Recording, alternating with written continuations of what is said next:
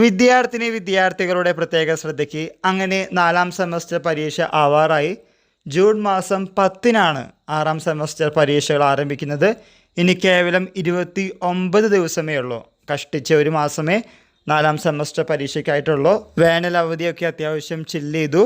ഇനിയുള്ളത് പഠിക്കാനുള്ള ചില ദിവസങ്ങളാണ്. അതിനുവേണ്ടി നിങ്ങൾ സമയം കണ്ടെത്തി കഴിഞ്ഞാൽ കുറച്ചുകൂടി നല്ല മാർക്കോടുകൂടി ജയിക്കും. പ്രത്യേകിച്ച് 2010 അഡ്മിഷൻ വിദ്യാർത്ഥികൾക്ക് 4ാം സെമസ്റ്റർ പരീക്ഷകൾ സപ്ലിമെൻ്ററിലുള്ളവർക്കാണെങ്കിൽ എഴുതാവുന്ന ലാസ്റ്റ് ചാൻസ് ആണെന്ന കാര്യം മറന്നു പോകരുത്.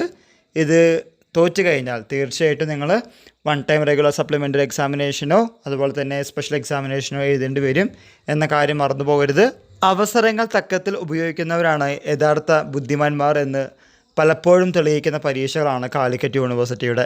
നിങ്ങൾ കിട്ടുന്ന അവസരങ്ങൾ പരമാവധി ഉപയോഗിച്ച് കഴിഞ്ഞാൽ സപ്ലിമെൻ്ററി എഴുതാനോ റീവാലുവേഷന് കൊടുക്കാനോ സ്ക്രൂട്ടിനിക്ക് കൊടുക്കാനോ നിങ്ങൾക്ക് നോക്കേണ്ട ആവശ്യമില്ല. പക്ഷെ നമ്മൾ എന്താണ് ചെയ്യാറുള്ളത്? പരീക്ഷയ്ക്ക് ഇനിയും അത്യാവശ്യം ദിവസങ്ങളുണ്ടല്ലോ, അപ്പോൾ തുടങ്ങിയാൽ മതി എന്ന് വിചാരിച്ച് ഇപ്പോൾ അതിനുള്ള കാര്യങ്ങളൊന്നും ചെയ്യാതെ വെറുതെ ഇരിക്കുമ്പോഴാണ് ഇങ്ങനെയുള്ള പണികളൊക്കെ നമുക്ക് കിട്ടുന്നത്.